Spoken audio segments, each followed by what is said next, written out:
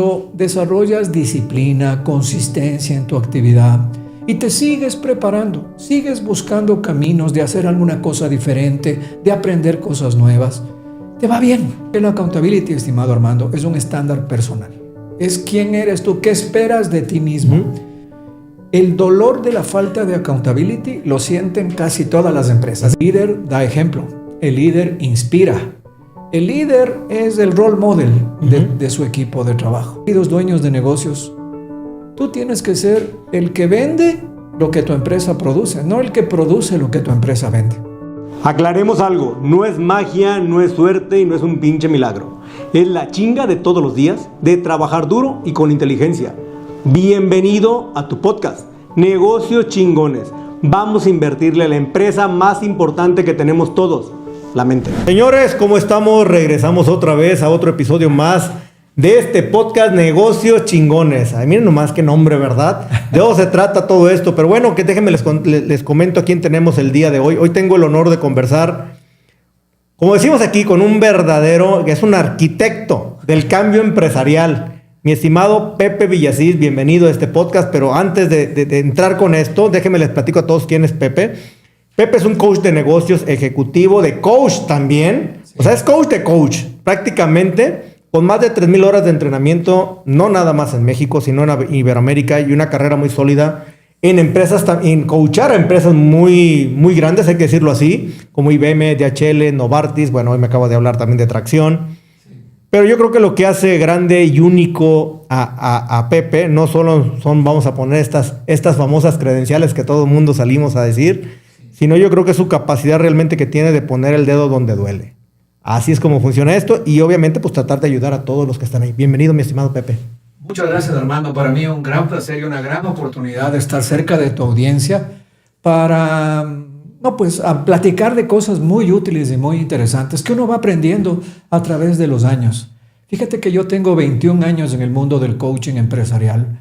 ¿Cómo lo defino después de estos 21 años? Mi trabajo es, con grupos o con individuos, hacer una confrontación constructiva para que, siendo gente muy exitosa con la cual trabajamos en el mundo corporativo, en las empresas como las que mencionaste, todavía encuentren cosas que pueden mejorar y se motiven, como tú, por ejemplo, y como cualquier miembro de nuestros equipos, que siempre esté todos los días pensando en qué puedo mejorar, en qué puedo superarme. Entonces, desde la humildad, lograr que los clientes, tanto grupos como individuos, encuentren oportunidades de mejora, y con el acompañamiento del coach ejecuten cosas diferentes para instrumentar esa mejora, ese cambio organizacional y lograr mejores resultados. Entonces sí, como tú dices, un coach tiene que ganarse la confianza rápido, pero tiene que golpear en el dolor. ¿Para qué? Para que haya emoción para el cambio. En la comodidad no hay cambio, mi estimado Armando. Como dicen, no pain, no gain. No pain, no gain. Entonces, de buena onda es, si tienes un coach, disponte, es un acompañamiento no cómodo, que te hace encontrar oportunidades de mejora y que te ayuda a concretar eso en hábitos diarios que permitan cambiar los resultados. Entonces, eso es lo que hacemos. Definitivamente creo que este tiene que ser un gran episodio. Te voy a decir por qué. Porque mucha de la gente que nos está escuchando, nos está viendo, es gente que se dedica a los negocios, gente que está, pues gente con negocios ya muy maduros, pero también hay gente que apenas va arrancando, o hay gente incluso que también ahora le está batallando por diferentes cuestiones que, bueno, lo estamos platicando un poquito más adelante. ¿Cómo no? Pero antes de entrar de lleno a todo esto, me gustaría saber quién es Pepe. ¿Qué estudió Pepe? Sé que no siempre fuiste coach. Sí. Sé que trabajaste también en el extranjero. Exactamente. Platícanos un poquito de ti. Con mucho gusto, muchas gracias. Yo soy ecuatoriano, fíjate. Nací en Quito, Ecuador. Y a través de mi carrera, a través de las diferentes etapas estudiantiles, siempre tuve la ilusión de salir afuera, de irme a un país más grande. Y yo trabajaba en corporativos. Trabajé en IBM, en DHL, en Novartis. Y tuve la oportunidad de que me manden a Suiza 2 años, en donde se aprende mucho. Fue un proyecto internacional y era un programa de expatriados, llamaban ellos, que te mandaban, eran 2 años en cada continente. Entonces, después de Suiza, me mandaron aquí a Ciudad de México, en la planta de Novartis, que quedaba en Tlalpan y Churubusco. Okay. Entonces yo trabajaba ahí en finanzas y poco a poco fui evolucionando hacia una posición en la cual yo tenía que recibir a los visitantes internacionales porque hablaba inglés y tenía la facilidad, conocí el negocio. Y fíjate que el Novartis México llegó al top 10 de Novartis. Y entonces mucha gente de todos los países y continentes venían a ver qué están haciendo los mexicanos, cómo están logrando esto. Claro. Entonces mi trabajo era ser como el canciller, digamos, que recibía a todos estos visitantes y les mostraba cómo hacíamos la producción, cómo manejábamos el mercado, cómo hacíamos innovación, mejora continua. Y entonces eso fue aprendizaje para mí. Amplié mi visión financiera que la tenía yo hacia el mundo del marketing, del liderazgo. Y al mismo tiempo conocí aquí a mi esposa Erika, que para mí es mi bendición. Y entonces decidí quedarme en México. México, un gran país, con una economía sólida, fuerte. Tenemos nuestros problemas y lo sabemos y no podemos desconocer. No es Disneylandia. No es Disneylandia. Pero ¿qué es lo que he visto yo, mi estimado Armando? No sé qué opinas tú. Cuando tú te enfocas, cuando desarrollas disciplina, consistencia en tu actividad y te sigues preparando, sigues buscando caminos de hacer alguna cosa diferente, de aprender cosas nuevas, te va bien, precisamente porque hay una gran economía que te respalda. Entonces me quedé aquí muy feliz y desde hace 21 años comencé con la firma Action Coach, este camino en el coaching a dueños de negocios y también a corporativos. Entonces, muy feliz, 21 años dejando una huella en grupos y en individuos. Y yo siempre digo, esta ha sido mi oportunidad para contribuir a un México mejor, ayudar a la forma de pensar de las personas con las cuales hemos trabajado, de manera que esa mejora, así lo digo, en su forma de pensar, en sus paradigmas, en sus creencias, derive en mejores acciones, ya sea en sus empresas, pero también en lo personal, que les lleven a tener mejores resultados. Entonces, ha sido mi contribución a México. Oye, Pepe, pero ¿cómo tomar ese tipo de decisiones? Vamos a ponerlo así. Sí. Cuando tú ya trabajas en una gran empresa, sí, de las top 10 de México, no más de México, del mundo, sí, de hecho, en Novartis, sí. Vamos a poner, mucha gente diría, espérame, ahí hay un gran futuro, sí, hay crecimiento, obviamente. ¿Cómo tomar esa decisión de decir, no, me voy yo por el lado personal y yo quiero emprender en mí? ¿Cómo tomar esa decisión? Fíjate que es una gran pregunta porque no fue una decisión fácil. Yo estaba en una edad en la cual quería ya establecer raíces. Yo conocía en los corporativos que había trabajado la realidad de muchos empresarios o de muchos directivos, gerentes, directores, que seguían viajando y se seguían moviendo y nunca echaban raíces en ningún lugar. Correcto. Entonces, cuando se termina su relación laboral, no son ni de aquí ni de allá, sus hijos no tienen de qué cultura agarrarse y las familias terminan muy dispersas en el mundo. Entonces yo me di cuenta que sí quería lo contrario, yo sí quería echar raíces en un lugar. México me había encantado, porque México, como digo, es además de muy bonito, muy colorido, muy variado, es la otra parte que es la economía atractiva y demás. Entonces como que me surgió ese momento de valentía, diría yo, Armando, ¿sí? Y dije, lo dejo todo. Si tú me dices, ven, lo dejo todo, como dice el bolero claro. de los Panchos. Y como que Dios me iluminó en ese momento y dije, este es mi momento.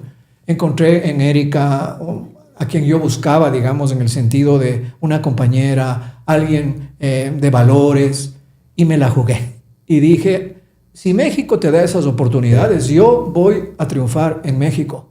Pero no quiero estar solo, quiero estar con Erika. Sí. Y por eso decidí quedar. Obviamente, pues hoy, 20 y tantos años de eso, sí, me queda claro. Hay un gran cambio, obviamente hay una trascendencia, hay un aprendizaje, hay una experiencia brutal, yo creo, de todo esto. ¿Y en qué momento dijiste quiero ser coach ahora? Porque una cosa es decir, oye, ¿por qué quieres ser coach? Claro.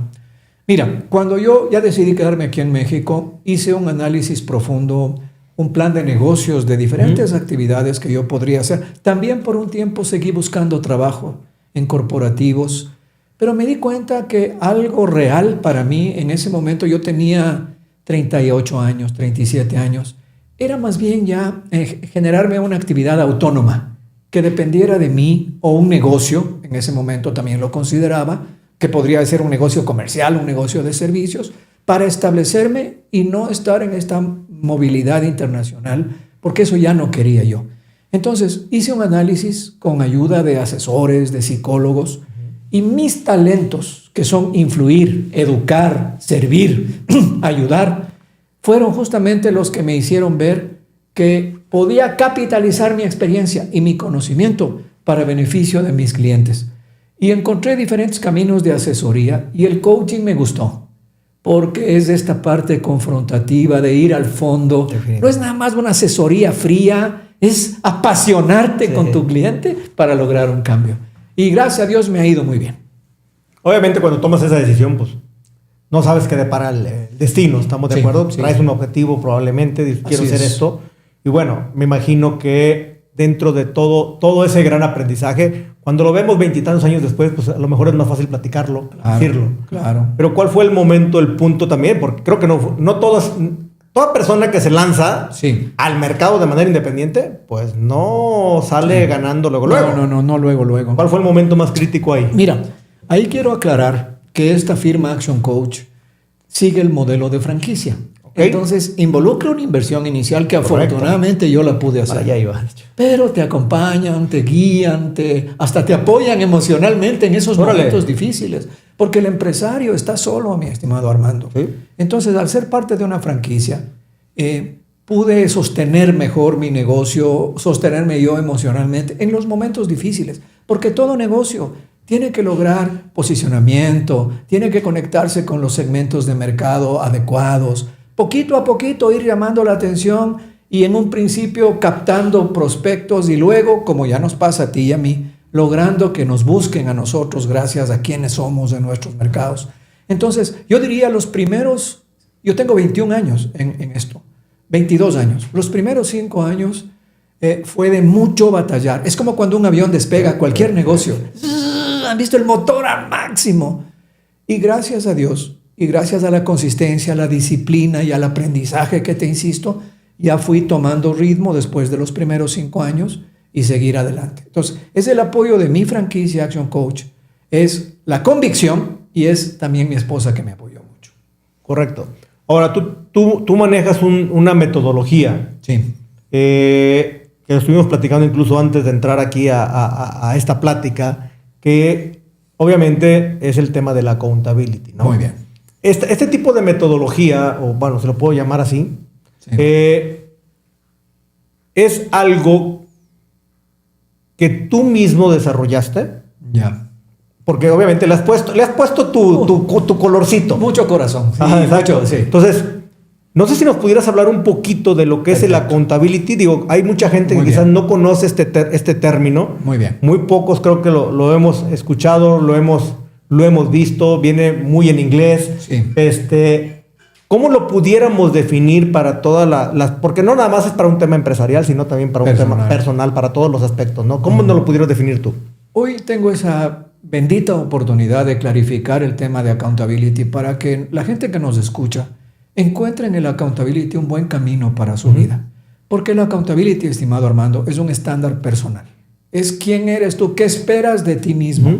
Entonces, ¿cómo llegué al accountability? Un poquito como antecedente. En los primeros 15 años de coaching, como te digo, me iba muy bien. Yo sentía que se lograba un cambio, pero no una transformación. ¿Sí me explico? Un cambio de hábitos, un cambio de resultados. Pero luego de unos meses, nuestra cultura nos gana y volvíamos a las cosas anteriores. Entonces investigué. En esta etapa de mi carrera, que era hace 7, 8 años, ¿qué puedo yo agregar a mi portafolio para realmente lograr un cambio trascendente? Es decir, una transformación. Y ahí me encontré con accountability. Así como tú te encontraste con accountability, ¿cómo la vi yo? La vi como una oportunidad de realmente dejar un impacto permanente en mis clientes. Accountability, me fui y me certifiqué en Estados Unidos con una línea de accountability que se llama Linda Galindo Consulting. Es una señora que domina este tema en Estados Unidos y ella certifica gente. Y el accountability se convirtió en el pilar de mi coaching, porque es súper útil. El accountability, descrito en una sola frase para que nuestra audiencia la pueda ubicar, es una pasión personal por cumplir tus compromisos. Es estar muy consciente y recordar que en cada compromiso que tú haces, grande o pequeño, formal o informal, cada vez, por ejemplo, que tú permites que tu nombre esté en una minuta de trabajo, cada vez que alguien se cruza contigo y quedas en algo con esa persona, de por medio está tu palabra, tu nombre y tu reputación. Correcto. Entonces, el vivir con esa claridad de que cualquier compromiso te pone en juego a ti y a tu reputación, te vuelve mucho más juicioso en muchos aspectos de la vida, mi estimado. Sí, digo, te lo comenté hace rato. Para mí el término accountability llegó, te lo dije, no sé si tarde. Sí. Dicen que a veces los tiempos de Dios son perfectos. Exacto. Entonces llegó a mí prácticamente, yo creo que en el 2020. Sí. Y llegó a través de un libro, que es el famoso libro del el Mago de Oz, de la accountability. No, sí. Y obviamente al leerlo, pues obviamente digo, ay, canijo, espérame, está interesante. Y no nada más, yo lo leía para un término de negocios, pero cuando te pones a ver, dices, oye, espérame, este es como una Biblia que deberíamos de tener todos, ¿no? Sí. Digo, en ese libro hablaba mucho de la famosa línea, ¿no? Estás arriba o estás abajo. El dejar de culpar, el mejor tú dedicarte a resolver. Y creo que es algo que quizás parte de nuestra cultura no nos ha ayudado a tener accountability. Tenemos una cultura muy enfocada hacia otras cosas, no hacia el tema de querer hacer o el de querer ayudar o el de que el cumplir tus objetivos, ¿no? Sí. Sino, pues creo que seríamos quizás un país completamente diferente. Totalmente diferente. Un país completamente diferente. Y yo primero este libro y tu libro, el de accountability, se los regalaría a todos los políticos en primera. Exacto. Creo que son los que les falta mucho accountability. Digo, perdón, pero a veces las cosas es como son, ¿no? Como son. Entonces, creo que en tu caso, tú lo tienes desde bastante tiempo, el tema de la accountability. ¿Cómo lo transmites hacia las personas, o en este caso, tú que estás más enfocado al tema de negocios, cómo lo transmites hacia aquel empresario o aquel emprendedor que dice, oye, pues yo estoy en el negocio, pero pues a veces somos demasiado cómodos, ¿no? Nos va bien y nos sentamos todos y nos ponemos ahora sí que a gusto, esperar a que todo caiga. Nadie tiene problemas cuando todo va bien. Exactamente. Oye, realmente y desgraciadamente todos reaccionamos del dolor. Cuando te va mal es cuando reaccionas. Exactamente. Sí, mira, el accountability nace de las personas. Como dije, es un estándar personal, es una pasión personal por cumplir tus compromisos. Entonces, vale la pena comprender la palabra accountability, ¿sí? Porque como tú mencionas, mi estimado Armando, es ajeno a nuestra cultura. No se vive accountability en nuestra cultura. Ni siquiera hay una palabra que traduzca enteramente la accountability. Y por eso es un gran desafío, pero al mismo tiempo es un gran diferenciador. Cuando tú comprendes el valor de la accountability y sabes cómo vivirla en lo individual, cómo con tu ejemplo transmitirla a tu equipo y a tu organización, entonces tienes grandes oportunidades profesionales, empresariales, en un mundo, como tú bien mencionas, lamentablemente nuestra cultura no fomenta el accountability. El ejemplo que recibimos de políticos, de artistas, de deportistas, es de poner excusas, justificaciones. El chip de víctima está muy presente en nuestra cultura y es inconsciente, porque son décadas y generaciones de vivir así. Entonces, cuando tú te despiertas y dices, mi palabra tiene valor, yo me apasiono por cumplir mis compromisos, comienzo a vivir una vida diferente, una satisfacción personal diferente y a generar un valor diferente en donde yo esté, a nivel de padre o madre de familia, a nivel de compañero de trabajo y a nivel de individuo que crece y se hace más fuerte para el futuro. Ahora, ya metiéndome un poquito al tema de lo que tú haces, que es el coaching. Perfecto. Obviamente, pues tú llegas a las empresas te llaman y tú tienes que llegar y obviamente pues llegas y ves diferentes tipos de negocios, pero pues me imagino que cuando llegas te puedes topar con 1000 cosas, ¿no? No sabes por aquí estás y hay que hacer yo creo que el famoso diagnóstico para ver por dónde arrancar, ¿no? Sí. Dentro de lo que es la parte de tu experiencia, ¿por dónde realmente puedes empezar. Muy bien. Una, el ego. Es un factor El importante. ego o entras a los números. Mira, qué interesante pregunta. El approach que se hace a una empresa.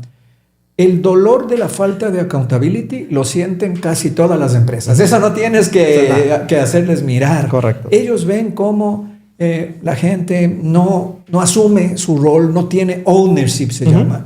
Y tienen que estarles arreando o recordando lo que Correcto. tienen que hacer. Por otro lado, también ven este tema de la tendencia a que cuando nos equivocamos y demás, excusas, justificaciones, nadie da la cara. Nos hemos acostumbrado, hemos normalizado en nuestra mente cultural el culpar. ¿Y eso qué hace? Que los problemas se apaguen fuegos en las empresas, pero nunca vamos a la causa raíz. No. Y entonces se vuelven a repetir y se vuelven a repetir y se vuelven a repetir. Y eso daña el clima laboral también, daña los resultados. Entonces las empresas sí ven el problema.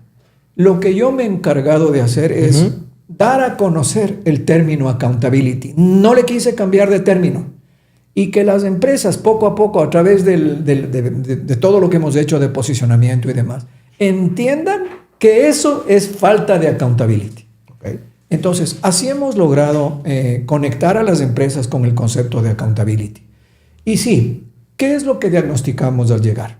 Estos síntomas los tenemos definidos y preguntamos normalmente en qué nivel de problema está. Y dejamos también que las empresas nos cuenten un poco qué otros desafíos están enfrentando. Actualmente, por ejemplo, desafíos como alta rotación. Es un gran problema que tiene que ver mucho con haber permitido que crezca esta victimez general y también con malos liderazgos tiene mucho que ver. Y otra muy fuerte actualmente es el tema generacional. Ya ves que hay hasta 4 o 5 generaciones en la oficina o en la planta o en el lugar de trabajo. Entonces, también ahí hay roces, falta de claridad, cosas innecesariamente ríspidas. Sí. Que si el accountability, ¿para qué lo usamos? Para unificar una mentalidad, para crear una mentalidad que enorgullezca a la gente de la organización, desde lo individual hasta lo grupal, y que les permita, a través de los 3 pasos de accountability, ¿no? Y podemos profundizar en eso. Accountability, ¿qué significa en español? ¿Y de qué está compuesto? En primer lugar es compromiso. Es decir, si tú tomas un compromiso, es un compromiso de verdad. Segundo, proactividad. Si yo tomo un compromiso, no puedo esperar que me estén recordando lo que tengo que hacer, que me estén chicoteando, ni tampoco debo dejar las cosas al último, para el día anterior, ¿sí? Entonces, es mover al compromiso consciente, a la proactividad máxima, y después viene la responsabilidad, que es dar la cara. Tenemos que aprender como sociedad y como individuos y como familias a dar la cara cuando nos equivocamos, mi estimado Armando. Estamos muy acostumbrados a desviar la presión y así nunca mejoramos, ¿sí te das cuenta? No, 100%. Ahora, tocaste algo que creo que es muy importante para cualquier negocio. Tocaste el tema del líder. ¿El líder es más que mandar? Claro. El líder da ejemplo, el líder inspira, el líder es el role model de su equipo de trabajo. Entonces, cuando tú quieres sembrar accountability, tienes que comenzar por los líderes. Que los líderes tampoco hacen conciencia de estas como que limitaciones culturales a las que nos hemos acostumbrado. Y ellos son los primeros que a veces culpan a los demás, que no dan claridad para el trabajo, que a veces están, por otro lado, acosando a la gente con micromanagement, con gerencia, como que fueran niños. Entonces, el modelo de accountability lo que te pide es 3 cosas. Ir construyendo la mentalidad de accountability permanentemente. Esto hay que... Porque nuestra gente sale de la oficina o sale de la planta, Armando, y se encuentra ¿con qué? Con las noticias en las cuales solo hay falta de accountability, gente que culpa, gente que... Los domingos vemos la tele y están los entrenadores de los equipos de fútbol culpando al árbitro de todo. Llegamos a la casa, la señorita Laura, la doctora Polo y Rocío Sánchez Azuara. Muy respetable. Pero si alguna vez lo has visto, Armando, la gente ahí va a culparse. Entonces, hasta nos entretiene, Sí. como cultura nos entretiene el juego de la culpa. Entonces ya lo hemos normalizado de manera inconsciente. Entonces, ese líder, si quiere llevar a su equipo a un desempeño mejor y a trabajar con mayor paz, que son los objetivos de la accountability, tiene que ser ejemplo de asumir su responsabilidad. Ejemplo de decir, me equivoqué cuando se equivocó. Y no esta parte a la que nos hemos acostumbrado, que es hacernos buenísimos en encontrar justificaciones, excusas y pretextos.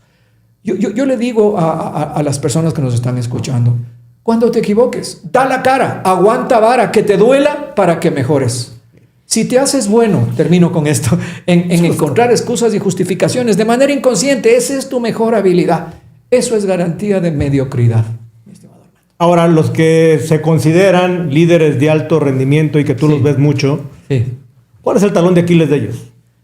Mira, hay una realidad muy interesante en las empresas. Las empresas promueven usualmente al mejor técnico de cada equipo.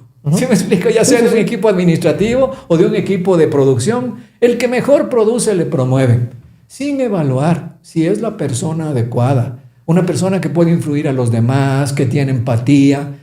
Y por otro lado, no les preparan, ¿sí? Nada más les exigen y les presionan y no les preparan. Creen las empresas que conocer la producción es suficiente. El liderazgo es otra cosa, es lograr que el equipo funcione. Exacto. Lograr que el equipo logre los resultados, ya no el líder. Entonces, por un lado es un contexto difícil para los líderes porque no tienen formación. Entonces, ¿qué desafíos tienen ellos? Y hay uno que pega mucho en el accountability. Es, primero, no se dan cuenta de que su ejemplo es lo más importante. O sea, si un líder es consciente de que su principal... John Maxwell, famoso en los temas de liderazgo, dice, tu único lenguaje como líder es el ejemplo. Las palabras están bien. Yo, de hecho, sí creo que las palabras están bien y hay que aprender a hablar bonito como líder. Pero primero preocúpate de que tu ejemplo sea congruente. Entonces, primera cosa con la cual yo trabajo con los clientes de líderes, vamos a ser congruentes con el ejemplo. Y en segundo lugar, la labor de un líder es, además de dar el ejemplo correcto, además de crear la mentalidad que hablábamos de accountability y todo, es ser un buen jefe, es dar claridad en sus instrucciones, en las metas, en los procesos. Me encuentro con muchos equipos de empresas de alto nivel, incluso, que por ejemplo cuando tienen un proyecto no lo planean a detalle o dentro de los equipos y las organizaciones no hay procesos a veces claros y documentados, no hay claridad de las responsabilidades. Entonces, cuando no hay esta parte de claridad que es necesaria para el accountability, la gente que no quiere ser accountable encuentra ahí muchas excusas, justificaciones y pretextos. Me queda claro que va a encontrarse con todo, ¿no? Ahora, dentro de un negocio, obviamente, y metiéndome no quizás a las grandes empresas, sino obviamente a la mayoría de lo que hay en México, que son las pymes. Sí. Pues obviamente ahí hay mucho dolor por muchas cosas, ¿no? Sí. Desgraciadamente, digo, muchos de estos negocios pues surgen como el ave fénix siempre. Y como decimos todos, vamos creciendo a veces a madrazos. Exactamente. Y el madrazo es el que me va haciendo grande. ¿Qué recomendarías para esta pyme que quiere hoy salir adelante, quiere crecer? Porque muchos de ellos, todos creemos que somos muy buenos. Sí. Todos creemos que somos los mejores. Sí. Y que nos la sabemos de todas. Correcto. Pero cuando realmente nos ponemos a querer emprender y queremos crecer el negocio, te viene probablemente, y creo que la mayoría nos viene un golpe. Sí. ¿Qué recomiendas tú ahí? ¿Que vayamos acompañados? ¿Que hagamos? ¿Qué recomendarías? Primero, y tomando ese escenario que mencionas, que es muy numeroso, empresas que empiezan, digamos. Primero, una cosa muy importante es comenzar con un plan de negocios. ¿Sí me explico? Yo he visto que eso marca una gran diferencia. Cuando te tomas el tiempo de analizar un poquito tu mercado, ver las oportunidades de venta que vas a tener, los costos que vas a tener.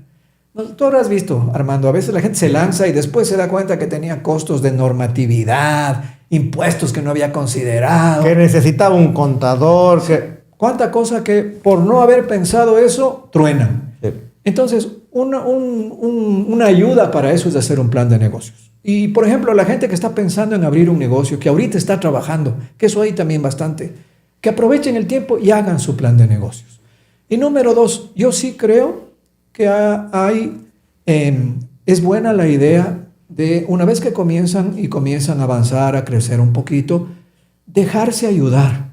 Por ejemplo, nosotros en Action Coach tenemos diferentes programas, grupales e individuales, para que el empresario no se sienta solo, para que él aprenda de otros empresarios y que siga esta metodología. En este caso es accountability, pero también hay metodologías comerciales, metodologías de organizarte administrativamente, para que no todo sea la inspiración del empresario, sino que lo haga profesionalmente. Entonces, antes de comenzar, plan de negocios. Y durante, sí, dedícate a aprender, ¿sí? Ya sea por tu lado o acompañada de alguna organización de coaching. Pepe, el coaching en un tema pyme, Sí. ¿dónde puede ser un gasto y dónde puede ser una inversión? Muy bueno. Va a depender de ti como empresario en primer lugar. Si tú vas a tomar un programa de coaching para cuestionar todo, para querer imponer tus creencias, para permanecer en la comodidad, no va a funcionar. Hay que entender, como dije desde un principio, que el coaching es un ejercicio de sacarte un poquito de tu comodidad. Porque en la zona de confort no hay cambio, solo hay excusas y justificaciones. Entonces, déjate guiar. El coach que te va a ayudar muy seguramente tiene buena preparación, investiga bien, ve testimonios y demás, pero intenta hacer cosas nuevas para que el coaching te funcione. Intenta que realmente se implemente, ¿no? Que no queden palabras, que se implemente. Por ejemplo, en nuestro caso tenemos un método muy claro, que por ejemplo las primeras 52 sesiones, porque son sesiones semanales, tenemos muy clarito qué vamos a hacer cada día con el cliente para ir fortaleciendo su negocio. Entonces, y además, como última cosa, insisto, el tema de la soledad. La posición de empresario, tú lo sabes, hay decisiones, hay momentos, hay situaciones que no tienes con quién compartirla. Entonces, de alguna manera rentas un socio con el coaching. Sí. Justo, y creo que digo, para mí era una pregunta obligada hacerte, te voy a decir por qué. Porque creo que mucha pyme lo ve como un gasto. Sí. Y creo que debería de ser todo lo contrario. La verdad, digo, desgraciadamente aprendemos a madrazos, y lo vuelvo a repetir porque vienes luchando contra un sistema, y también es un sistema que tú desconoces. Nadie nace de la escuela sabiendo. No. Te dan bases, pero esas bases tú las tienes que ir aplicando, y cada negocio es un ente vivo, todos son diferentes, Todos funcionan son diferentes, se mueven diferente. Ya. Entonces, yo sí creo que el tema de ir acompañado te ahorra muchos pasos. Exactamente. Y te puede ahorrar muchos golpes. Entonces, en lo personal, yo creo que sí, las empresas, el negocio, todos deberían de considerar dentro de su plan el acompañamiento. El acompañamiento, tener a alguien con quien compartir, con quien apoyarse, a quien rendir cuentas hasta cierto punto. ¿Sí me explico? Sí. Porque si tú eres el dueño, tú haces lo que quieres y lo que te gusta, y tu negocio requiere que hagas todo lo que tienes que hacer como dueño de negocio. Entonces esa ayuda también, el coach te hace accountable de lo que tienes que hacer como dueño de tu negocio. Entonces sí, y ayuda mucho. Y yo creo que, por ejemplo, esto de accountability, meterlo en la cultura de la empresa desde que es pequeñita, ¿sí? Aquí somos accountables, somos comprometidos, somos proactivos y somos responsables. Buscamos vivir arriba del punto de poder de la línea que dice, ¿no?, el mago de Oz. ¿Qué es vivir arriba de la línea? Es ser dueño de tu destino, ser responsable de tus actos y hacerte responsable de tus resultados. Entonces, cuando vives así, cuando tienes esa definición desde que eres empresa pequeña y todo el equipo, aunque sea de 4, 5, 10 personas, lo comparte y lo valora, y tú como dueño eres congruente, camina mejor. La gente rota menos también. ¿Cuándo un negocio empieza a transformarse en empresa? Qué buena pregunta. Mira, en nuestro proceso de desarrollo, en el coaching a dueños de negocios, hay una etapa en la cual el dueño ya tiene que despegarse un poquito del negocio. Tiene que lograr, nosotros decimos, una empresa comercial rentable que funcione sin ti. Es correcto. No quiere decir que no le dediques algo de tiempo también, pero mesurado, en reuniones de estrategia. Pero la operatividad diaria, las decisiones rutinarias, mi estimado Armando, tienen que quedar en manos de tu equipo o de tus sistemas o procesos. Entonces, el día en que el dueño pueda decir, hay alguna medición que alguna vez en algún libro la leí, el día que tú puedas irte un mes de vacaciones, entonces tendrás una empresa. Pasó de ser un negocio que depende de ti a ser una empresa. Y sí se puede lograr paso a paso, desarrollando estructura, entrenando a la gente, tratándoles bien, pagándoles bien, hermano. Eso es un gran tema. Eso es un gran tema, ¿no? De los empresarios, tú lo sabes. Tratan de pagar a veces lo menos posible. Fíjate, a mí me pasa mucho y mucha gente, bueno, sí, los conocidos me preguntan que cómo le hago a veces para tener buenos líderes, ¿no? Sí. Porque duran mucho tiempo conmigo. Muy bien. ¿No? Entonces yo digo, pues bueno, me gustaría tener la varita mágica para saberlo, pero creo que es un conjunto de cosas. El conjunto de cosas sí tiene que ver que esté motivada la persona, que también sepa hacia dónde va. Bien. ¿Sí? Porque bien. si no sabe hacia dónde va, pues obviamente la gente se va a estancar y la gente va a buscar mejores opciones. Definitivamente, y va a pasar. Y creo que también hay que acompañarlo de un buen salario. La gente tiene que percibir lo que le corresponde, claro, no por lo que lo tases. Claro. Creo que eso sí es muy importante. ¿Y cómo definirías tú esa parte de liderazgos versus sueldos? ¿La mayoría va acompañado o no va acompañado? La parte salarial, la parte del ingreso es importante. ¿Sí? Se dice que es el primer motivador estar bien pagado, sentirte bien pagado. Claro. Pero todo lo que está alrededor de eso es lo que determina que estés tranquilo y que no busques otras oportunidades. El buen trato, el espíritu de colaboración, como bien dices, el tener claro a dónde vamos, metas, objetivos, el tener una definición cultural interna. Para eso sirve la accountability. ¿Sí me explico? Aquí no somos perfectos, pero somos accountables. Sí. Eso ayuda. También la gente aprecia mucho el que se le entrene, el que tengan capacitación, que sientan que están aprendiendo. Entonces, son factores que más allá de la parte salarial. Ahora, ¿qué he visto yo? En la parte de ingresos de las personas, es una buena idea evaluar con objetividad. Si puede ser una parte fija y una parte por logro, por resultados. ¿Sí me explico? Eso requiere un trabajo porque requiere medir qué hace cada persona, tener KPIs, tener objetivos. Pero cuando tú sientes que si la empresa gana, tú ganas, entonces estás más motivado también. Correcto. Requiere trabajo administrativo, pero es una buena idea que puede funcionar. La máxima que se escucha afuera dice, no sé qué tan a favor estés de esto, pero me gustaría saber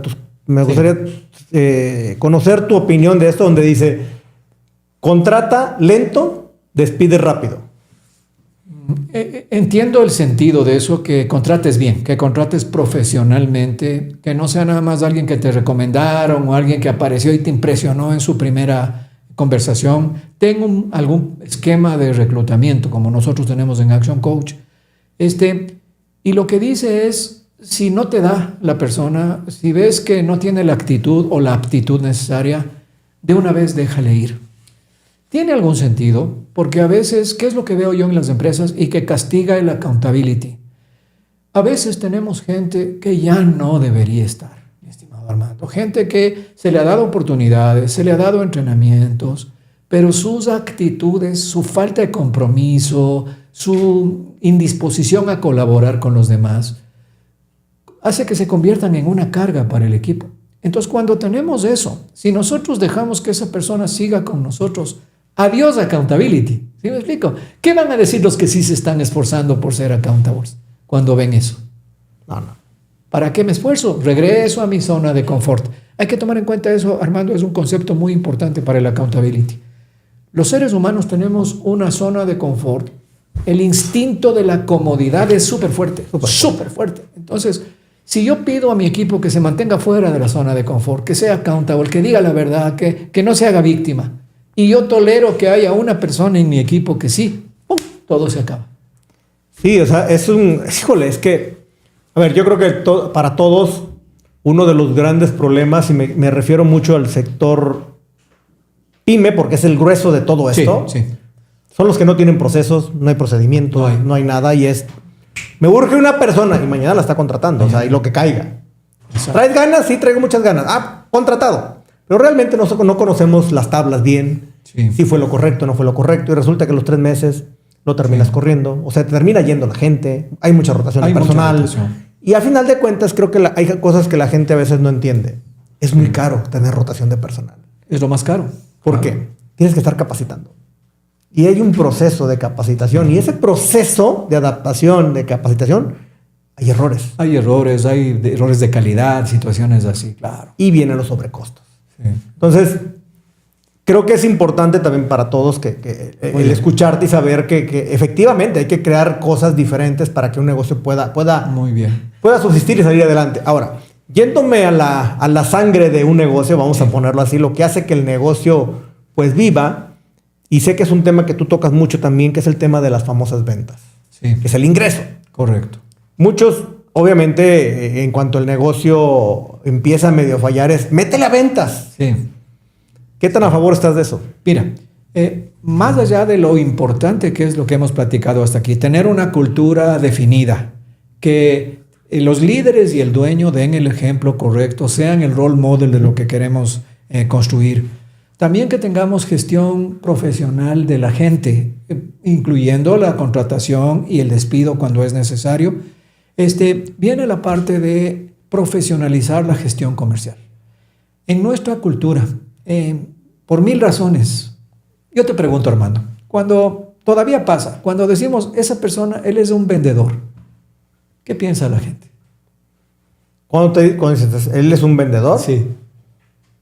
No, pues no sé, pues alguien más creativo, más Sí, por un lado, los que estamos en el mundo empresarial sí tenemos ese criterio, pero mucha gente dice, es vendedor, cuidado. Córrele. Sí, exactamente, si te dejas te vas a sacar hasta el último centavo. O, pobrecito, no tuvo nada más que hacer, por eso es vendedor. ¿Sí me explico?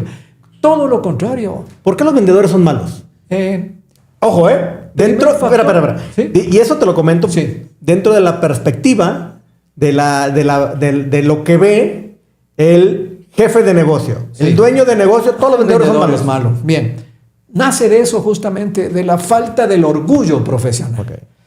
Yo no podría tener el negocio de coaching que tengo si no fuera un muy buen vendedor. ¿Sí me explico? Entonces, la venta es la mejor profesión que existe. Todos tenemos que aprender a vender de una manera profesional. Prospectando, convirtiendo, teniendo nichos de mercado específicos, diferencias competitivas.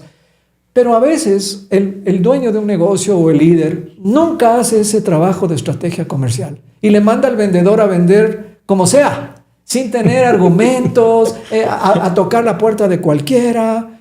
Entonces es la falta de estrategia comercial la que hace mal los vendedores. Y la otra parte es que nunca les entrenamos, volvemos al mismo, traemos uno y vaya a vender. No les enseñamos justamente a empatizar, a crear confianza, no les enseñamos a hacer preguntas para buscar la necesidad. Tampoco les enseñamos a veces a presentar los productos de una manera contundente y menos aún a provocar el cierre, ¿no? El cierre de las etapas de la venta. No todo es un solo cierre. Hay que ir avanzando en una venta. Entonces, hay que profesionalizar la gestión comercial de 2 maneras. Estrategia comercial, insisto, segmentos de mercado específicos, ventajas competitivas claras y bien expresadas y estrategias comerciales o de mercadotecnia digital, visitas y demás para poder llegar. Y número 2, hay que entrenar a los vendedores en un proceso de venta profesional. No los aventemos al ruedo como va. Sí. ¿Tienes experiencia? Sí. Mañana estás vendiendo. Sal. Oye, ¿no me diste resultados? Te di 3 meses de prueba. ¿No me diste resultados? ¿Por qué? La culpa es del vendedor. Todos los vendedores son malos. Digo, te lo comento. Y también he estado arriba del tren, ¿eh? Sí. A ver. También he estado arriba del tren. Pasado por eso, y yo creo que mucha gente que está escuchando, la mayoría que está en el sector pyme, que no hay una estructura atrás para poder generar o crear buenos vendedores, es un reflejo de la no capacitación. Exactamente. Y no capacitación a veces del dueño. Claro, justo. Y también de los vendedores. La venta profesional, con esto termino este tema, es la mejor profesión del mundo. Si comprendes el proceso de venta, qué significa No solo venta, ¿no? Sino marketing, venta y servicio. Porque ese es el otro problema. Exacto. A veces vendemos y no cumplimos. Ahora, ¿cómo el dueño puede dejar de ser el mejor vendedor de su negocio? Definiendo la estrategia comercial y entrenando vendedores. Son las dos cosas. Definitivamente. O sea, no hay en mucha cualquier ciencia. negocio, en cualquier negocio, no importa si es comercio, si es industria, tiene que tener definidos segmentos de mercado, ventajas competitivas y plan comercial. Y tiene que entrenar a sus vendedores dedicando tiempo y teniendo un proceso de control, como puede ser un CRM o algo más básico como un Excel, de cuántos prospectos van levantando, de cómo van convirtiendo. No hay mucha ciencia, como hablamos. Son las dos bases de una gestión comercial profesional: estrategia y ejecución. ¿Qué estructura tú recomendarías a una pyme que debería de tener para tener ventas más profesionales? Muy bien. Qué interesante lo que dices, porque aquí hay partimos de cero casi, no partimos de una persona, de dos personas. Entonces, por un tiempo, sí puede ser el dueño el que vende. ¿Sí me explico? En cualquier caso, queridos dueños de negocios, tú tienes que ser el que vende lo que tu empresa produce, no el que produce lo que tu empresa vende. ¿Sí? O sea, lo primero que tienes que soltar es la producción de lo que ofreces, la producción de lo que vendes, del servicio, del producto. Eso es lo más factible de soltar.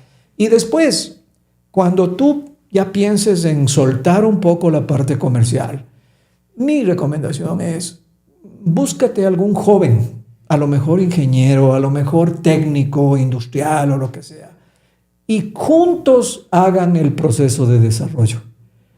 A veces contratamos vendedores con experiencia, pero también con muchas mañas y mucho colmillo que no se dejan dirigir. En mi caso de coaching de 21 años, donde mejor hemos logrado es formando internamente jóvenes hacia vendedores profesionales. Ese es un camino. Pasando al otro rubro, Sí. hay muchas empresas que facturan mucho, pero se sienten pobres. ¿Por qué? ¿Sí? O no son rentables o no tienen Exacto. flujo de efectivo. Desorganización interna, mi estimado Armando. No tienen control de su flujo de efectivo, de su cobranza está a veces muy desorganizada, muy ineficiente. Le pasa mucho a la pyme, su pago a proveedores no está optimizado, porque comenzaron pagando a proveedores al contado, así toca al principio, ¿sí o no? Y nunca renegociaron. Entonces, para que los dueños de negocios pymes y los líderes se den cuenta, tenemos que tratar de equilibrar los plazos. Si yo estoy cobrando en promedio a 45 días, debo tratar de tener proveedores que paguemos a 45 días o un poquito más, porque si no, siempre voy a tener que estar poniendo dinero y voy a estar siempre agobiado. Por otro lado, los costos. Definitivo. Por ejemplo, hay muchas empresas que ejecutan proyectos de construcción, de tecnología, de industria. Sí. Y entonces no se planeó bien, no se costea bien, terminamos metiendo muchas más horas de las que habíamos planeado y la rentabilidad del proyecto se va para abajo. Entonces, yo leía esto estos días y me gustó mucho. Hay una tendencia actual de tener negocios más pequeños pero más rentables. Es correcto. ¿Tú qué opinas con tu experiencia? Depende qué busque la persona. Yo creo, yo he estado en la posición donde quería tener una empresa muy grande. Ya. Yo creo que todo depende qué busquemos, porque también crecer duele, Sí. duele mucho, y tiene que ver con qué es lo que busque cada persona. El crecimiento conlleva tiempo y siempre, ante cualquier crecimiento, hay un daño colateral que vas a tener que ejecutar. Algo renuncias. Algo renuncias Claro. para meterle tu tiempo a lo que quieres crecer. Claro. Entonces, hoy, si me preguntas de manera, hoy, ¿qué En quiero? este momento, sí. Yo busco una empresa rentable. Te voy a decir por qué. Porque mi tiempo ya pasó a otro término. Y le doy más importancia hoy a mi tiempo, en qué lo aplico. Y obviamente tengo un tema también. Mi familia requiere mi Por tiempo. supuesto. Entonces, Hoy estoy en una situación diferente. Si me hubieras hecho esa pregunta a mis 30 años, definitivamente sería crecimiento. Entonces creo que los tiempos van cambiando. Hoy busco una empresa más rentable que una empresa muy grande. Muy buena observación. Es un poco tu evolución también como empresario. Parte de mi evolución. ¿No? Claro.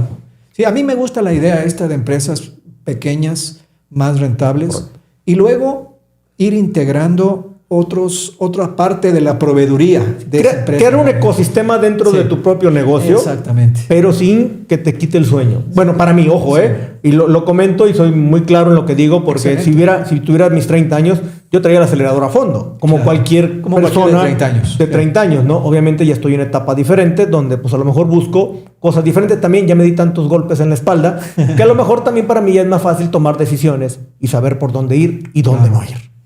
Muy correcto. Muy bien. ¿No? Digo, ahora, dentro de esto, y hablamos un poquito del tema del flujo, que es algo Sí. fundamental. Creo que flujo, rentabilidad son dos cosas que van muy de la mano Muy de y la que hay mano. que cuidar mucho. Pero pues todo se te puede salir de control. Sí. ¿Qué indicadores tú recomendarías que las personas deberían de estar revisando? Bueno, en primer lugar, hay que tener un estado un reporte de flujo de efectivo. Como tu dashboard, vamos Sí, a ponerlo, ¿no? exactamente, ¿no? Saber los ingresos que has tenido, en qué vas a tener que pagar, siquiera en las siguientes 4 o 5 semanas. O sea, tener visualizado cuál va a ser tu flujo de efectivo a través de un reporte, de una proyección.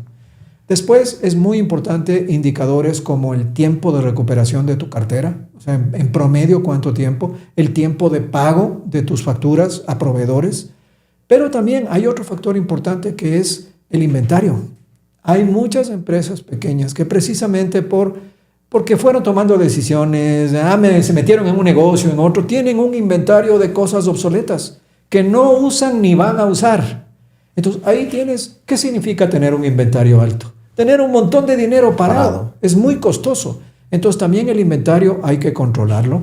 Entonces, en definitiva, el capital de trabajo, ¿no? Que es tu caja, cuánto tienes en dinero efectivo, cuánto tienes en cuentas por cobrar, cuánto tienes en inventario, versus cuánto tienes que pagar, tanto en corto plazo como en mediano plazo. Entonces es analizar la liquidez, y cuando tú tienes controlado esto, qué bueno que lo sacaste, puedes reaccionar con tiempo, ¿sí o no? Puedes buscar un financiamiento temporal, tal vez un crédito rotativo, o puedes renegociar con alguien a quien tenías que pagarle. Pero si tú no llevas ese control, viene la sorpresa de la noche a la mañana y entonces vienen los problemas. Definitivo. Dentro de toda esta parte, por ejemplo, que vimos ahorita el tema financiero, pues obviamente pues hay muchas cosas que te pueden también cambiar la jugada, ¿no? Yo creo que hay veces que podemos tener muchos indicadores y el día de mañana resulta que hay un presidente que te sube unos aranceles y obviamente eso no lo tenías contemplado, pues obviamente te puede llevar a otro lugar, y creo que ese tipo de cosas son las que hace que el empresario también aprenda, ¿no? Porque obviamente no lo tienes contemplado, no lo juegas. ¿Cómo hacerle frente a este tipo de situaciones? Por ejemplo, una pandemia, nuevos aranceles, nuevos impuestos. Para eso es muy importante. A mí me parece que, por ejemplo, toda esta época de los aranceles, ¿no? Que ha afectado tanto al mundo de la logística, etcétera, el problema es la inestabilidad. Si te das cuenta, te pongo esto y te lo quito, te pongo esto y te lo quito. Eso ha sido para mí lo peor. Pero, en todo caso, para eso existen los gremios empresariales, que a veces mis clientes me dicen, pero qué pérdida de tiempo tener que ir a reuniones de la Cámara del Transporte, Cámara de Industriales, pero de alguna manera ahí puedes apoyarte en situaciones como estas, presentar, si aplica, alguna acción conjunta para controlar cierta parte de estas variabilidades y no sentirte solo. ¿Sí me explico? Porque solo te apanicas. Sí, claro. Entonces, por eso sí es importante que el empresario, por un lado, tenga a alguien en quien apoyarse en el día a día, y por otro lado, pertenezca a las organizaciones y ahí se apoye y ahí encuentre soporte, su grupo de apoyo. ¿Tú recomendarías algo más a un empresario? No, yo creo que uno de los temas más preocupantes es ¿cuándo subir tu precio? Muy bien. O sea, correcto. ¿Cuál es el momento correcto para subir mi precio? ¿Me como el incremento que tuve? Sí. ¿O lo traslado? O sea, para mí es una de las cosas más complicadas el saber, y creo que no es más para mí. Sí. Creo que para mucha gente que está siendo afectada dice, oye, pero vamos a poner un caso, ¿no? Sí. Me subieron el arancel 15%. Sí. ¿Qué hago? ¿Traslado el precio? Oye, pero mi competencia no lo ha subido. Claro. ¿Por qué no? Sí. Qué gran decisión, ¿no? ¿Lo subo? ¿No lo subo? ¿Lo subo todo de una vez? ¿Voy gradualmente? Yo creo que hay que ir probando y midiendo Definitivamente. en cada situación, pero sirve mucho, como tú bien mencionas, saber qué está haciendo la competencia, saber tu realidad también, porque no es lo mismo una empresa grandota que tiene mucho músculo financiero para manejar estas cosas que una empresa pequeña. Entonces, y también hay que buscar, como es lo que hace eficiencias, posibilidades de controlar costos, de optimizar el margen para poder reaccionar, ¿no? Sí, mira, te voy a poner Sí, justamente por favor. un caso de un cliente. Sí, El cliente importa 20 millones al mes. ya. ¿Va? ¿De dónde? De Asia, principalmente. Ok. 20 millones cada mes de producto que vende a un sector automotriz, ¿va? Ya. Pagaba un arancel del 10%, pagaba 2 millones de aranceles, para irnos a números cerrados, ¿no? 2 millones pago de aranceles de 20 millones que yo traigo. Su arancel se lo suben al 35%, del 10 al 35%. Pasa a pagar 6 millones, 7 millones. 7 millones y él me dice, a ver, espérame, ¿de dónde saco Claro. hoy 5 millones extras para seguir importando lo que importo? Sí. Me dice, Eso por un lado. Por un lado. Sí.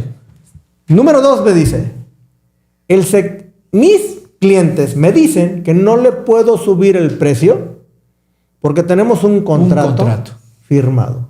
Sí. ¿Qué hago? Por eso el problema empresarial ahorita de que muchas empresas están prácticamente paradas y están dejando ir gente por esta presión justamente. ¿Qué es lo que diría yo? Si fuera mi cliente, ¿no? En este caso. Sí existe ese contrato, pero intenta encontrar un camino. Para eso es importante el posicionamiento que tú hayas logrado con tu cliente. El que seas alguien para él, que le hayas podido responder y ayudar cuando él tenía alguna urgencia y demás, para que ahora tal vez encuentres un camino y a lo mejor te escuche y encuentren una excepción o te permita ajustar un poco. Pero no es muy probable, porque las empresas grandes tienen un contrato de 1 año y te hace cumplir 1 año. ¿Sí? Entonces, tratar de encontrar algún otro mercado ahorita que le permita mejorar un poco más. Pero sí, es parte de la realidad.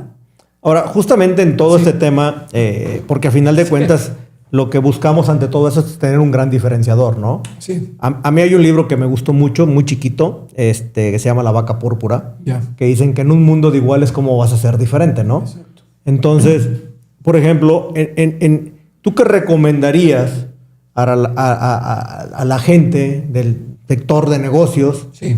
para que buscara un diferenciador y no entrarle nada más al tema de precio y crédito?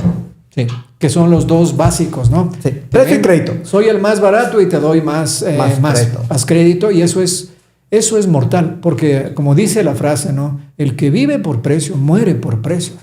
Entonces, a mis queridos amigos de las empresas pequeñas especialmente, sí tienen que tener, y normalmente tienen, una flexibilidad particular, una versatilidad para responder rápido cuando los otros proveedores grandes no pueden responder, para despachar pocas unidades cuando el otro proveedor grande no puede despachar.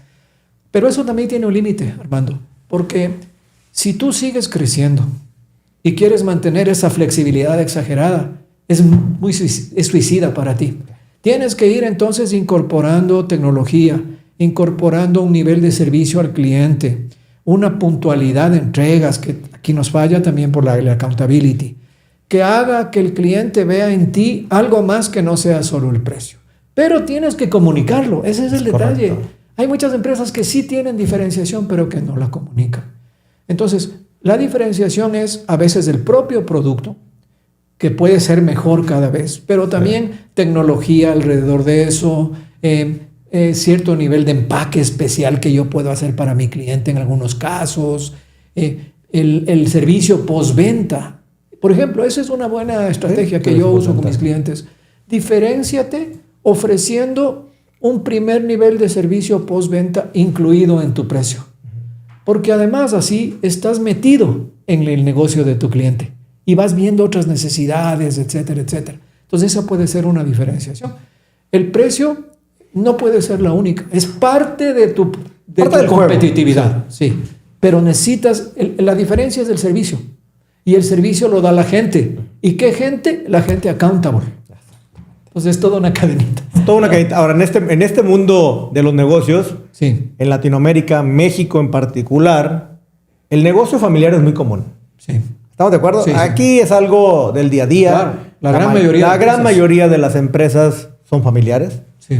¿Cuál es el error más común que tiene una empresa familiar, un negocio familiar? Muy interesante, ¿no? Tienen desafíos, tienen ciertas bendiciones particulares, por un lado. Sí, porque mezcla familia y negocio. Sí. Por el lado de que sea la familia, normalmente, no siempre, involucra que va a haber un poco más de buena intención, de honestidad en la gestión, que no siempre se ve. No siempre. Que se supone que entre familia hay ciertos valores compartidos. Entonces, esas son teóricamente ventajas de las empresas familiares. Pero la raíz de los problemas está en que mezclamos efectividad con afectividad. O sea, para mí, cuando yo tengo la oportunidad de coachar una empresa familiar, de los primeros posicionamientos que yo hago y desafíos que pongo a la organización es, vamos a operar aquí como que no fuéramos familia, ¿sí? Porque cuando metes el lado familiar, las consideraciones familiares, por ejemplo, ¿qué se ve mucho? Que los hijos vienen a la hora que quieren y se van a la hora que quieren. Tienen responsabilidades un poco difusas. Entonces, si vamos a participar en la empresa, vamos a hacerlo con formalidad, aunque sea con un horario diferente. ¿Sí me explico? Pero formal. No es cuando quieras, porque eso mete desorden y el resto del equipo se agarra de eso y no cumple con su trabajo.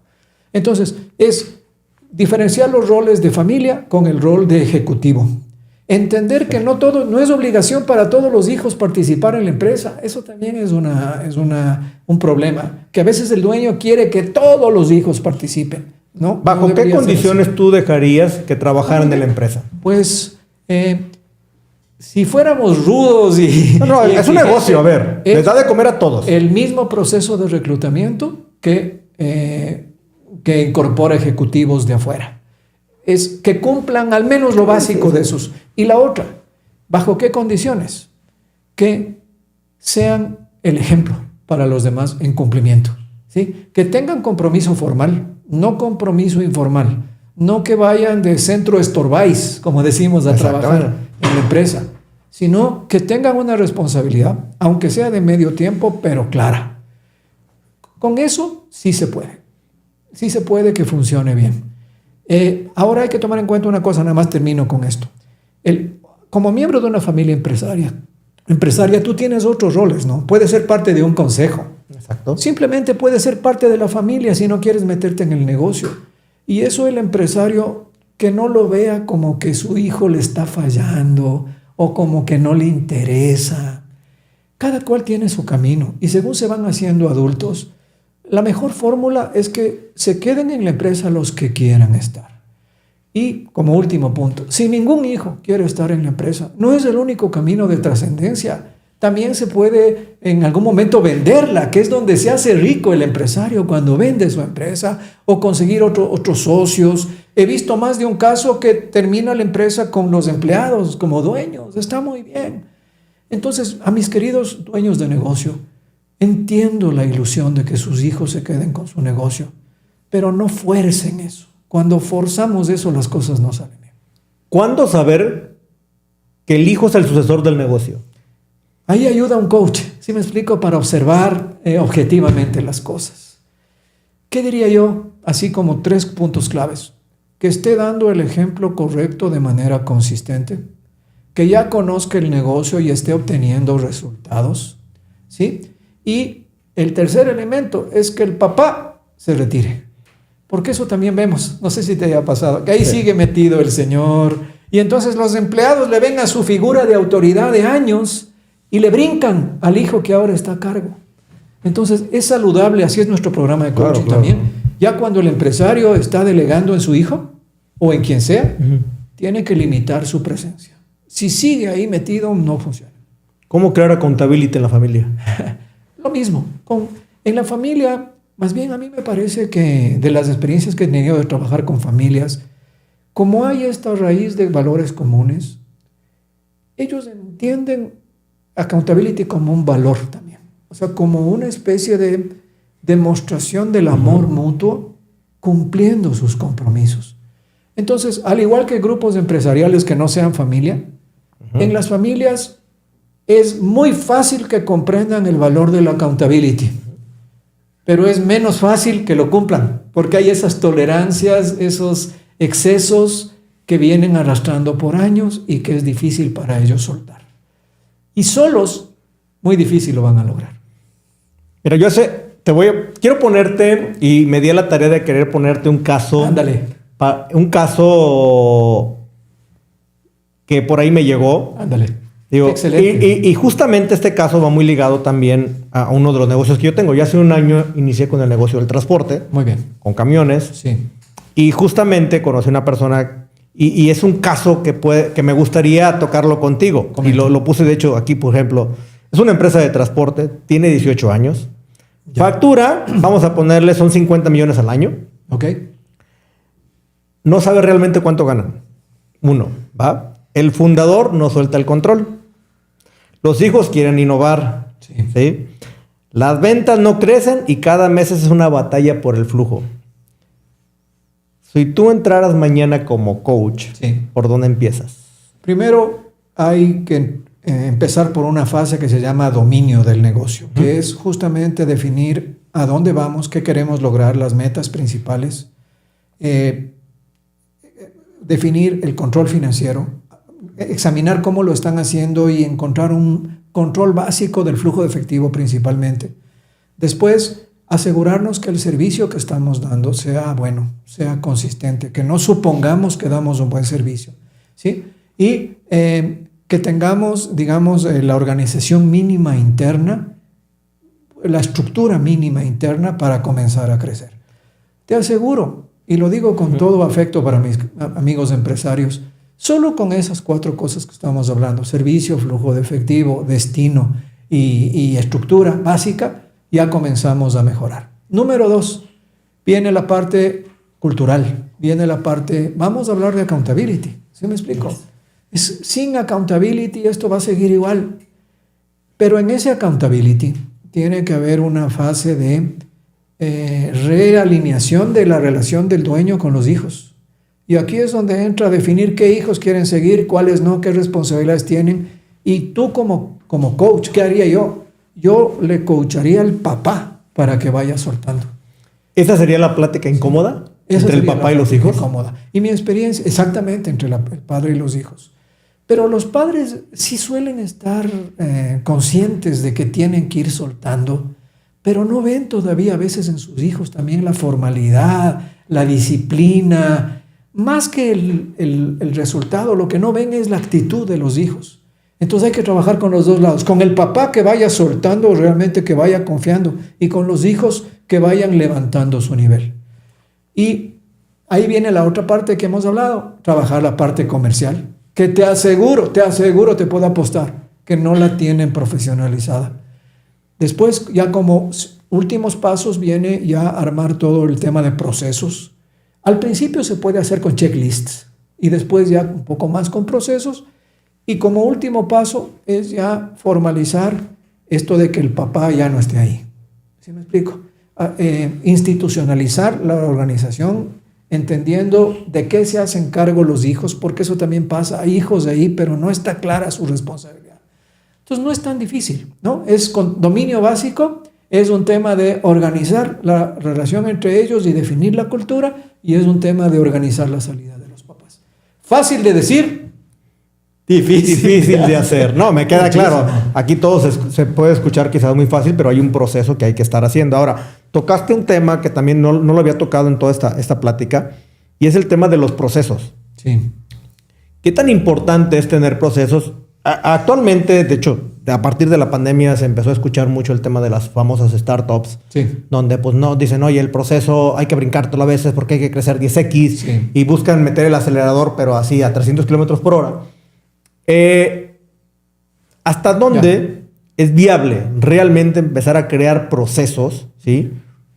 Un sistema, vamos a ponerlo así, dentro de una organización, para poder tener mayores controles y mayor Sí. crecimiento? Cuando no hay procesos, y lo comentábamos aquí antes un rato, el tema del checklist para la preparación. Justo. Exactamente. Acá. Sí. Entonces, ¿descansamos en qué? En que la gente se acuerde de las cosas, en que tenga ganas de trabajar bien, en que venga inspirada y en que entre todos quieran colaborar. Entonces, cuando no hay procesos, dependemos mucho de las personas. Siempre vamos a depender de las personas, por eso es tan importante tratarles bien y lo que hemos hablado.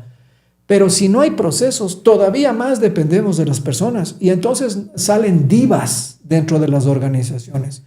Y desde el punto de vista de la accountability, imagínate, yo te pongo este mismo escenario, ¿no? Imagínate que en un equipo de trabajo no hay procesos definidos y hay una persona, un miembro del equipo, que no hace su trabajo.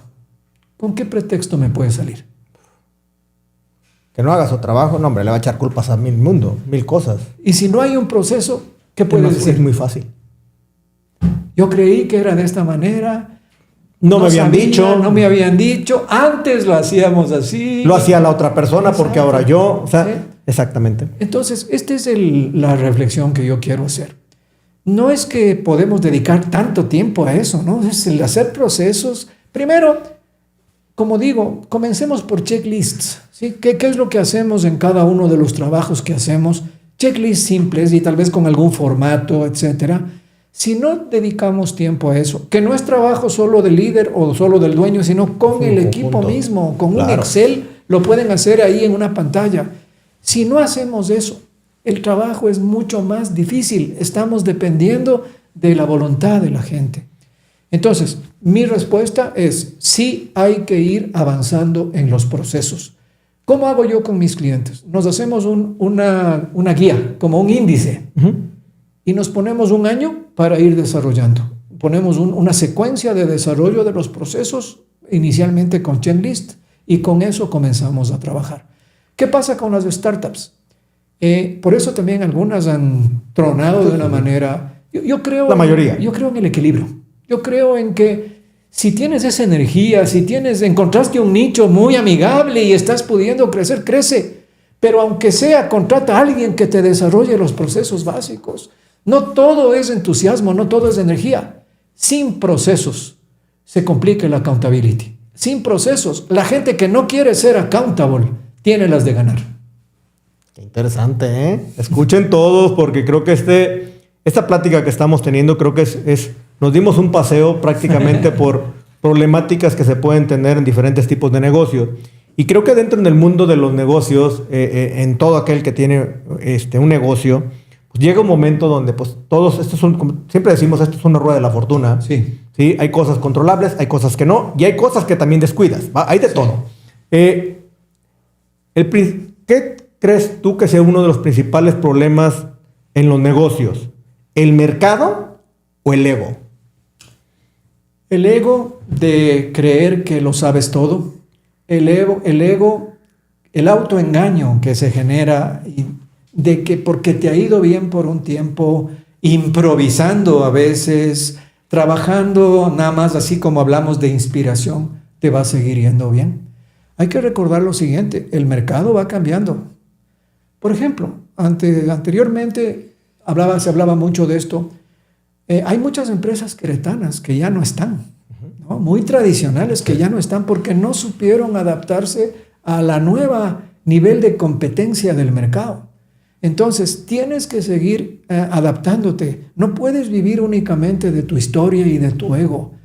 El problema es que nadie nos enseña a ser dueños de negocios. ¿Sí me explico? Entonces, por eso, como tú bien dices, el ego que sirva como un pedacito de motor de inspiración, de energía, pero tenemos que actuar profesionalmente.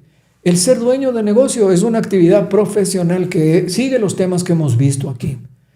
Pero sí, solo es más difícil. Solo no sabes cómo. Entonces, sí te ayuda alguien que te acompañe. Pero, mira, esta plática creo que ha iluminado como temas importantes. Han de estar agobiados los que están escuchando. ¿Cuántas cosas tenemos que hacer paso a paso? Pino a pino se llega a donde se tiene que llegar. Y nunca será perfecto. No, jamás, yo creo. Nunca sabremos todo. Sí. Siempre va a haber mil cosas. Un negocio es un ente vivo, prácticamente, y se puede mover por donde tú quieras. Correcto. O sea, no importa por dónde. Tenemos que tener quizás la habilidad para poder afrontar muchas cosas. Y como última pregunta que también se me había pasado y creo que es importante por ahí. Dicen, y no nomás dicen, lo he vivido en carne propia, que uno de los principales problemas de un negocio es la falta de toma de decisiones o toma de decisiones oportunas. ¿Qué tan cierto es? Tomar decisiones es cosa seria porque involucra consecuencias. ¿Sí me explico? Cuando tú tomas decisiones, asumes una responsabilidad y hay unas consecuencias. Entonces, eso también tienen que tener dentro de cada una de las empresas un modelo de toma de decisiones, que también puede ser un checklist. ¿Sí me explico? Si alguien quiere que nos escriba y yo le hago llegar un ejemplo, casi todas las decisiones que tomamos, Armando, no me dejarás mentir, consideran ciertos aspectos como el costo, el impacto en la gente, el impacto en la competencia, temas legales. Entonces, si no tenemos eso visualizado, a veces nos atoramos. ¿Qué diría yo? Es peor no tomar una decisión. Yo también he visto eso, cuando no toman decisiones y los problemas crecen, se hacen devastadores. Entonces, hay que tomar una decisión. Hay que tomar en cuenta que no hacer nada, no tomar ninguna decisión, también es una decisión de procrastinación, de dejar que los problemas crezcan. Entonces, tengan un método, analicen de una manera profesional, digamos, la toma de decisión y hay que tomar la decisión. Y hay que comenzar a compartir la toma de decisiones con los siguientes niveles. Si el dueño o el director se queda con todas las decisiones, su equipo nunca será accountable. Siempre le aventarán para arriba. En nuestra cultura es más fácil aventar para arriba las decisiones que tomarlas. Entonces, hay que tomar decisiones a tiempo de manera profesional. Pues ya escucharon todos. Y por cierto, como han estado viendo y han estado escuchando este episodio, pues yo creo que sí es importante siempre ir acompañado por un experto, gente que sabe.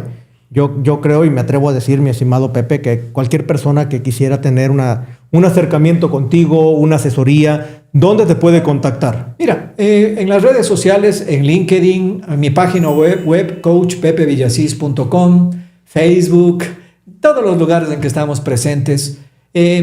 Con mucho gusto, acérquense, coméntenme su problemática, les doy ahí 2 o 3 tips, ojalá platiquemos después, pero es parte de lo que yo hago, ¿sí me explico? Es mi parte de contribuir a México, a través de formar equipos accountables, en primer lugar, que es como una especialidad, y a través de acercar conocimientos, mentalidad y habilidades ejecutivas a la gente que tiene negocios. ¿Para qué? Para que hagan las cosas de una mejor manera, obtengan mejores resultados, para beneficio de ellos, de su familia y de México. Entonces, a la orden en las diferentes plataformas. Pues ya escucharon todos, de cualquier manera lo vamos a estar por ahí etiquetando en el episodio, en los pequeños videos que estemos subiendo, para que la gente también, pues ustedes puedan acercarse y puedan preguntarle aquí a mi buen Pepe si lo quieren también por ahí contratar para que los acompañe dentro de sus negocios. Perfecto. Pues creo que sería excelente para todos, porque créanmelo, este mundo es muy solitario. Sí. No somos sabelotodos, no se la crean, necesitamos todos alguien que nos acompañe para que el negocio vaya bien. Mi estimado Pepe, quiero agradecerte por este tiempo que nos has brindado. No sé cuánto va, pero lleva como 1:20, 1 hora pasadita. No, para mí. Soy yo quien te agradezco. Realmente me encanta esto de compartir esta experiencia, esta visión. Dar un mensaje de optimismo, de que los negocios pueden funcionar bien si los llevamos de manera profesional. Entonces, qué maravilla que hemos estado aquí. Agradezco a ti, agradezco a tu equipo. Y estoy a la orden siempre, mi estimado Armando. Perfecto, mi estimado Pepe. Pues ya escucharon todos, señores. A los que están viendo esto, no se les olvide darles un poquito de amor a este episodio. Si están en YouTube, pues denle también ahí seguir, también en la parte de las plataformas del podcast. De igual manera, quedamos pendientes. Nos vemos en el siguiente episodio. Gracias, mi estimado Pepe. Muy a la orden. Muchas gracias. Saludos, cuídense. Bye.